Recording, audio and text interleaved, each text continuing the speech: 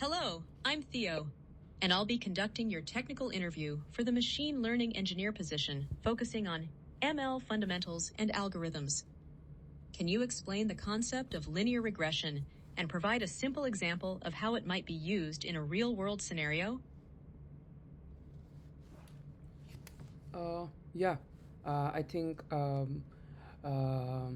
linear in a simple way, right? It's a straight line through the data points. Um, Trying to think, finding a relationship between variables.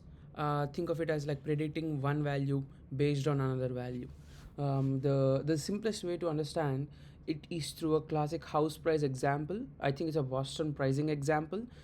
Say we want to predict the house prices based on the square footage. We collect the data points where each point represents a square foot price, and we can use linear regression to find the line that best represents the relationship between the house size in square foot and the price. Once we have this line, we can predict the price of the new house just I think by knowing its size of the square foot size of the house. So that's how we can use linear regression to predict real world scenarios essentially. This just extends beyond housing. Some of them are predicting sales, right? And sales on advertising spend, forecasting energy consumption, and other one would be like estimating crop yield. I mean, you can, whatever you can predict, you want to predict, you can predict using linear regression. Yeah.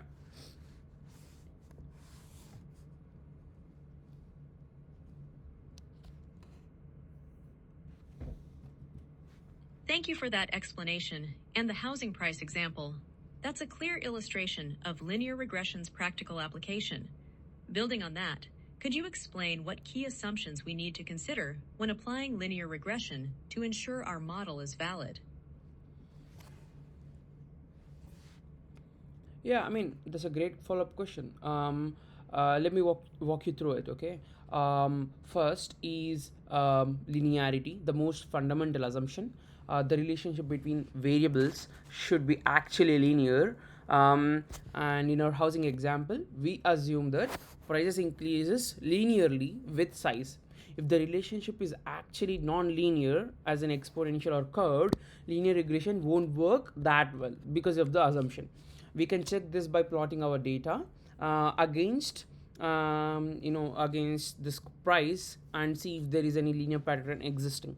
And second assumption is independence of observations, right? Each data point should be independent of others. And the third assumption is homodasticity. I know it's a little bit difficult word to spell, but essentially the spread of errors should be consistent across all the predictions. That's what it means basically. Uh,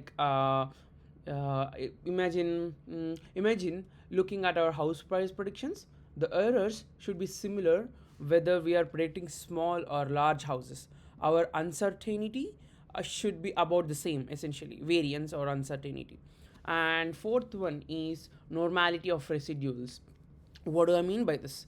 The errors in our predictions should be following a normal distribution, like a bell curve of how far our house predictions are, right?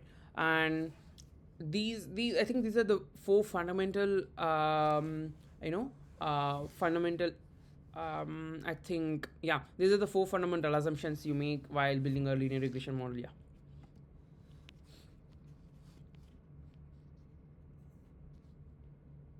Those are indeed important assumptions to consider. Now, given these assumptions, how would you evaluate the performance of a linear regression model? What metrics would you use to determine if your model is doing a good job at predicting house prices? I think I would say that key metrics for evaluating a linear regression performance is using R squared, which is the most intuitive metric. Basically, it's explainable. Basically, it ranges from 0 to 1, which is basically scaled up to 0 to 100%. Like if R squared is 0.75, say, right, then our model is able to explain 75% of house price variations. Think of it as like how much of the puzzle have we solved, like but careful enough though, because higher r square doesn't always mean better predictions. I think um, other metric would be mean square error and root mean square error. These are generally used as MSE or RMSE, right? These are very popular ones. I think root mean square error is the most commonly used because of its same units as price. Because if RMSE is $50,000, it means our predictions are off by about that much. And basically, if you think about it intuitively, lower R square is better. I mean, lower RMSE is better, and similarly for MSE. And they are and RMSE is very sensitive to outliers because we are squaring the errors basically, right? And it's also great for comparing different models on the same data set. And coming to the mean absolute error, MAE, it's the average of absolute differences between predicted and actual prices. RMAC, but more robust to outliers. Easier to explain to stakeholders, I guess. And if MAE is $30,000 on average, we are off by that much. And cross validation scores. We can instead of just basically splitting data once and using that validation, instead of that we could use cross validation to be more robust about these metrics essentially. Yeah.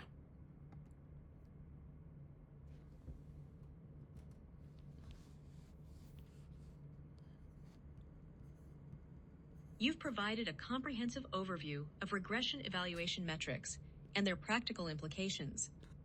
Let's shift gears a bit. Could you describe how k-means clustering works and provide a real-world example where it might be particularly useful? Do you want me to talk about any particular example, uh, or anything that I would want to speak about?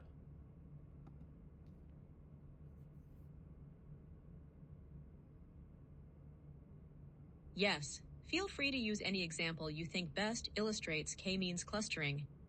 You could discuss customer segmentation, image processing, or any other application you're familiar with. The key is to explain both how the algorithm works and how it would be applied in your chosen example. Okay, that makes sense. I think let me explain this very simplistically. Okay, I think wrong word. Um, I think the basic concept of k-means is as follows, right? Like k-means is basically creating a group of similar clusters where k is how many groups we want to make, and think of it as organizing customers into shopping personalities. Each group has its center point, which is known as centroid, representing the typical customer in that group. How it works, I think we can use a retail example, which is very easy, I guess. Say we have a customer data with two main features: annual spending and shopping frequency, correct? And now we decided to make three groups. When then we can set k is equals to 3. The way the algorithm works in simple steps is basically randomly it places three starting points and assigns each customer to nearest point and move the points to the center of their groups, and we keep repeating this algorithm until the group stabilizes and converges and the centroid doesn't move.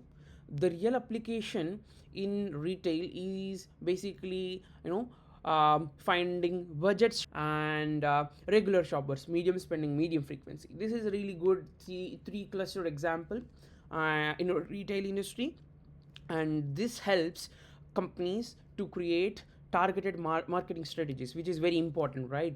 And we need to think about few things when we are using k-means clustering, right? 1 second. Yeah, yeah. One of them are we need to choose k beforehand.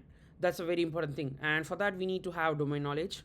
And the other things would be to find the best k value, we need to use something such as elbow method. And also we need to remember that data should be on similar scales because this is distance based model. So yeah, these are a few things.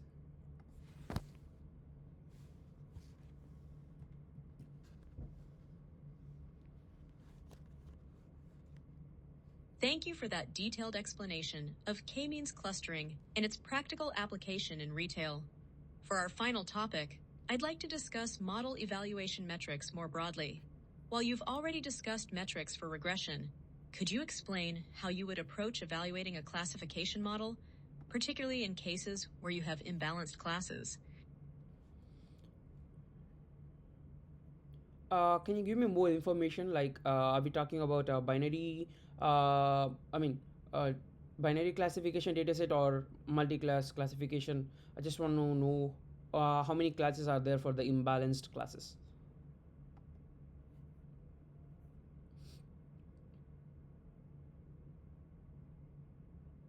Let's focus on binary classification, as it's a common scenario. For example, imagine you're building a model to detect fraudulent transactions where only a small percentage of transactions are actually fraudulent. How would you approach evaluating such a model where one class, fraudulent transactions, is much less frequent than the other? I think the way to evaluate binary classification model for fraudulent detection, where we have like one imbalanced and one balanced class, is basically like why regular can first. I think like why regular accuracy metric can be misleading, because if only 1% of transactions are fraudulent, right? It means a model always predicts non-fraud would be 99% accurate. So this gives a wrong sense of hope, but completely useless at catching fraud. This is why we need better metrics in this case, right? I think key metrics for imbalanced classification dataset are basically precision.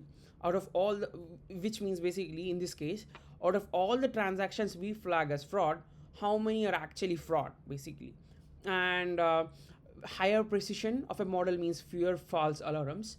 And the other metric would be recall, which is also called as sensitivity. Out of all the actual fraud cases, how many did we catch, which means the higher the recall of the model, meaning we catch most fraud cases, right? And there is another metric called as F1 score, which is basically the balance between precision and recall. I think it's a harmonic mean, I would say. Exactly, I mean that's what it is. And it basically means that a single number to track overall performance that includes precision and recall. And we also have confusion matrix elements such as true positive, false negative, true negatives. We can see how the model is doing using those metric table. And practical solutions also for the imbalanced data sets are like adjusting class weights using smooth or sampling techniques. And we can use different thresholds of trade-off between precision and recall. We can prioritize based on our needs and the data set and the problem we are trying to solve.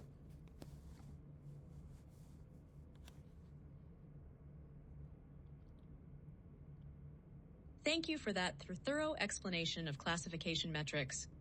For our final question, could you briefly explain why ROC curves might be preferred over precision recall curves in some cases, and vice versa?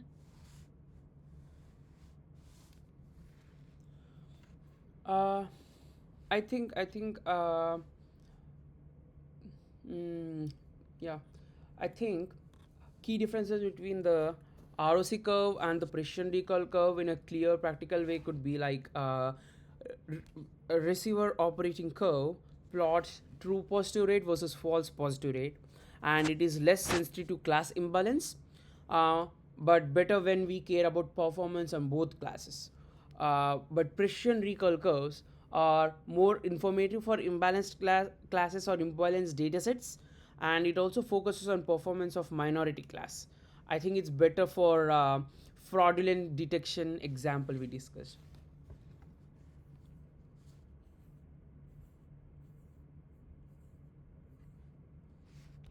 Thank you for your detailed responses.